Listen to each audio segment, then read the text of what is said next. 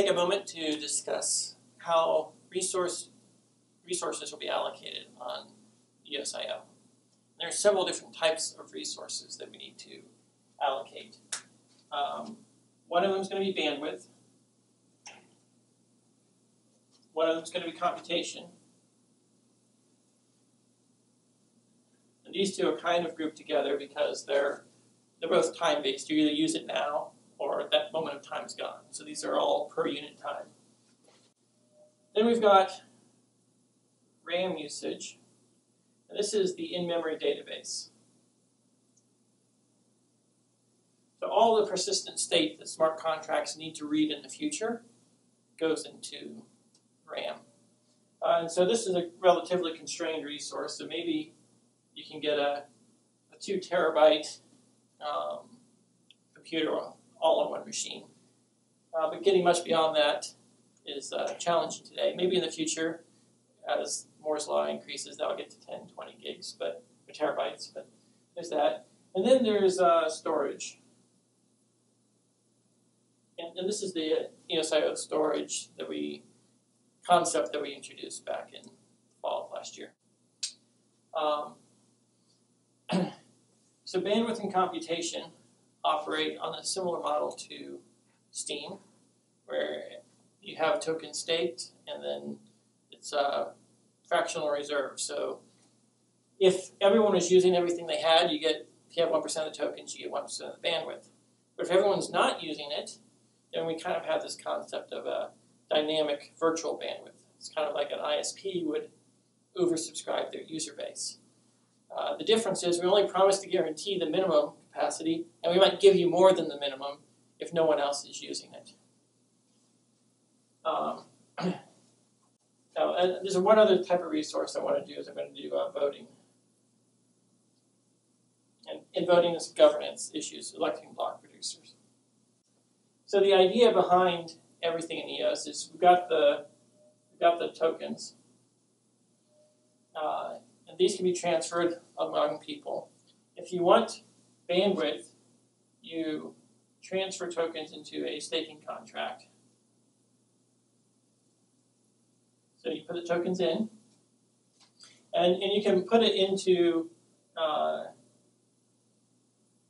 this is one user one. User A, they've got EOS tokens. They can put it in a staking contract for the benefit of another user, so user B. They could also put it in for their own benefit. Then each user's got a total stake based upon the total amount that's been delegated to them. Their percentage of staking tokens relative to all staking tokens determines the minimal guaranteed percentage of bandwidth. And then as you have dynamic flows over time, each user's average bandwidth is calculated over 3 days. So that means that when you want to get your token back out, there's a 3-day delay. That prevents people from staking, using bandwidth, taking it out, and just double spending their bandwidth allocation. RAM, on the other hand, can't be delegated because people use it, and it's used until they no longer need it. You can't just delete it.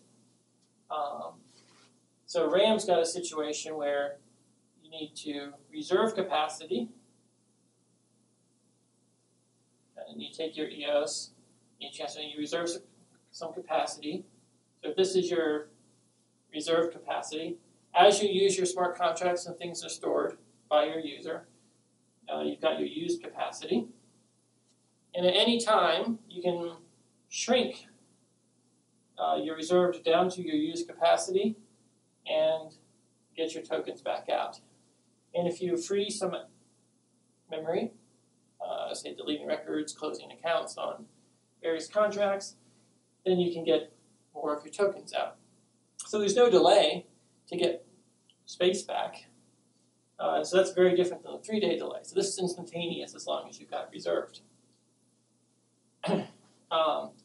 Storage works just like RAM, except here we might have 1,000 terabytes of storage because this is on disk, and this is content addressable. in this case, the block producers would allow each user to upload data, and then they replicate it amongst themselves. This is not happening on-chain. The storage is not uploaded through transactions. Instead, what you're saying is, hey, here's the hash of a file and its size. I'd like to request the block producer store it. And then the block producers would store it and provide hosting. And I guess there's also bandwidth associated with uploading and downloading from storage, which is each block producer would have to independently monitor that, because download requests are not being logged on the blockchain to be monitored by consensus. Last thing is voting. Voting is something where you're trying to decide which direction the blockchain goes. Do you upgrade to hard forks? Which block producers do you select? What pay are your community benefit contracts, worker proposals, and BitShares terms are you going to fund? All those things could have positive or negative impact on the underlying value of the system, and therefore the value of the EOS tokens. So we want these users to have a 6-month delay to getting their tokens out. So you transfer your EOS into a staking contract for voting. You can get it back weekly, kind of like powering down on steemit, except over 6 months. So each of these different resources has very different kinds of properties associated with it in terms of you can delegate voting, like proxy voting, but you can recall that instantly. Whereas you delegate bandwidth, you can't recall it instantly. The length of time is different. The algorithms you use for computing the capacity. Now, in the original EOSIO white paper, we said you stake tokens and you get all this stuff. The problem with the initial is the demand for bandwidth might be different than the demand for RAM, might be different for the demand for voting. So if people lock up all their tokens to get voting rights and they inadvertently use all the RAM, then all of a sudden RAM is going to be priced at $10 a byte, which will kill the utility of the network because RAM is being reserved when, it's like saying you're going to buy a bunch of cat litter just to get whatever voting rights you need. You don't even have cats, but you have this cat litter sitting around. You're buying something you don't need because it's bundled, right? You're buying the whole cable package when you only need one channel, right? So we want to separate the pricing so that RAM can be priced independently of bandwidth, independently of voting, independently of storage. And we have a very innovative algorithm for RAM pricing. So let me talk about that for a moment.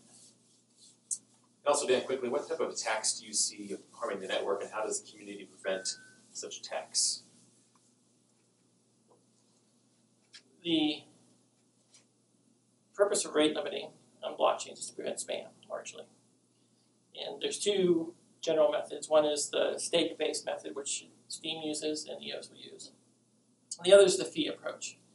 In the fee approach, it's possible for an attacker to spam the network and raise the prices and basically denial of service the network without having to own a large part of the network and without any warning to the other users. And the other users who were expecting to be able to use the network might not be able to use it during a critical time, which opens up attack vectors for any time-based security measures. Imagine you had an escrow contract that had a 1-hour window of appeal, and some attacker spams the network so you can't get your appeal in before the timeout. Right, so that basically spam results in censorship. Fees enable blockchains to be spammed at a price. It's just whoever's willing to pay for it can spam it. With the rate limiting model right here, you can be guaranteed bandwidth that cannot be denied unless the block producers collude to censor you.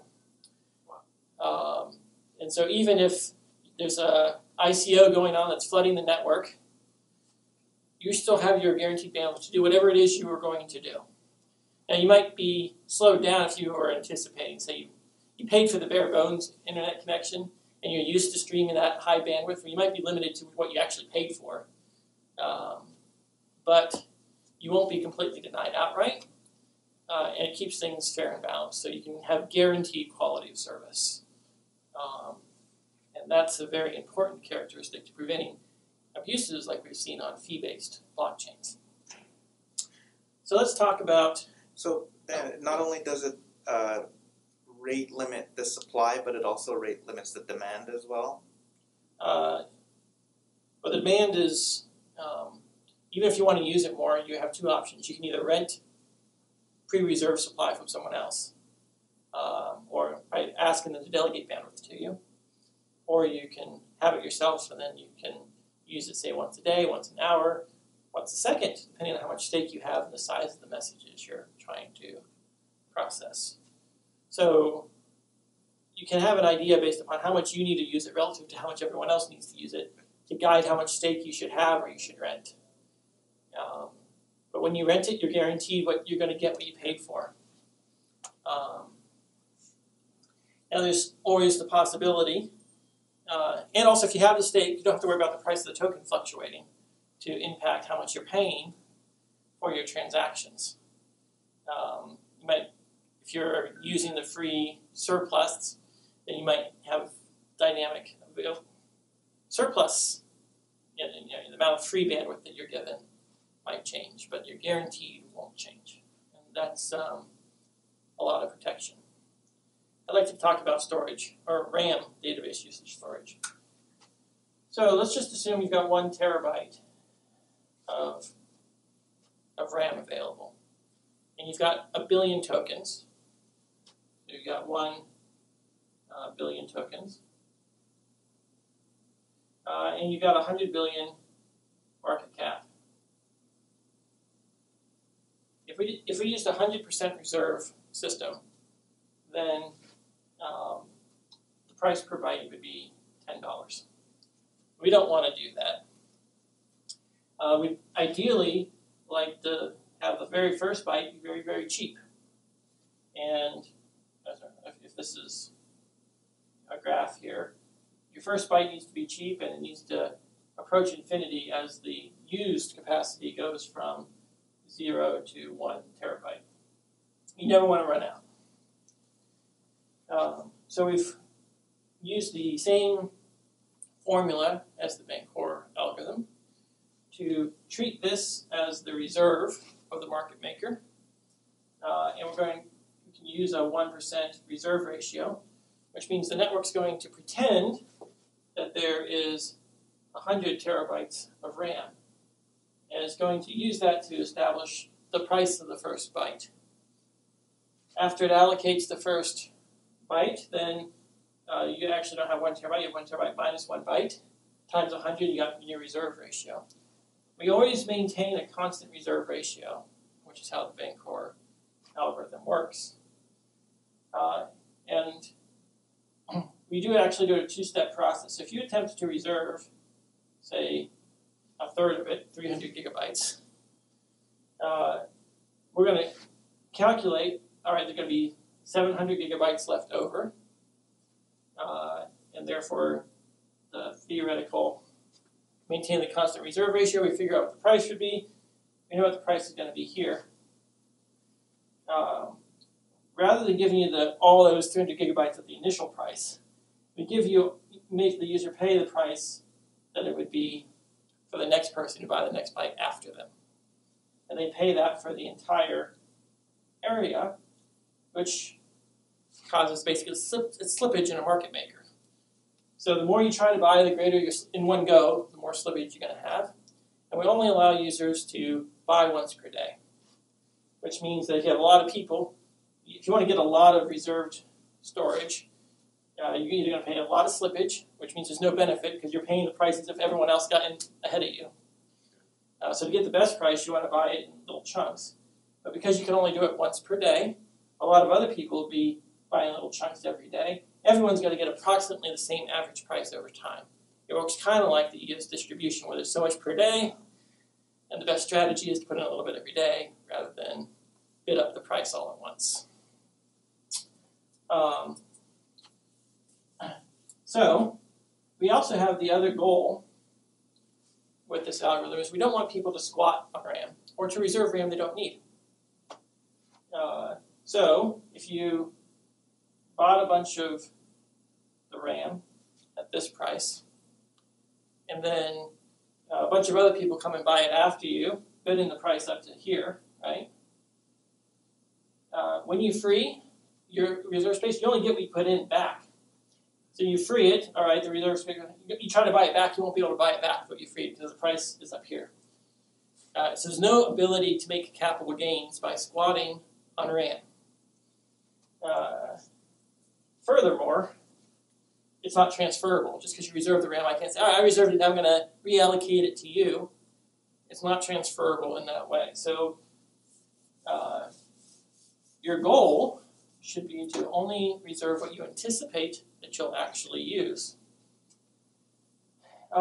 That's one model. Let's talk about how RAM usage gets billed. You've got a contract. And let's call it a currency contract. And the user goes to transfer.